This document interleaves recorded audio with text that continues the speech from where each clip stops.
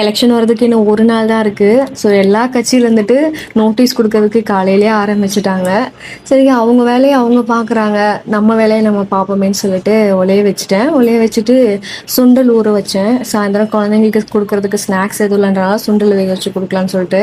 Actually முன்னாடிலாம் வந்துட்டு குழந்தைங்களுக்காக வீட்லேயே வந்துட்டு செர்லாக் ப்ரிப்பேர் பண்ணுறது, ஆப்பிள் வேக வச்சு கொடுக்குறது அப்படி தான் கொடுத்துட்டு இருந்தேன்.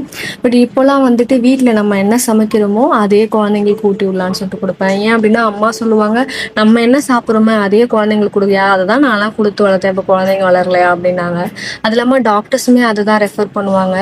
நீங்கள் வீட்டில் என்ன சமைக்கிறீங்களோ அதை குழந்தைங்களுக்கு கொடுத்து பழங்க, அதுவே ஆரோக்கியம் தான் அப்படின்னு சொல்லி சொல்லுவாங்க. அதனால நான் அதே கொடுத்துட்டேன். விஜய்க்கு காலையில் சாப்பிட்றதுக்கு பழைய சாதம், உருளைக்கிழங்கு, ஊறுகாய் கொடுத்தேன்.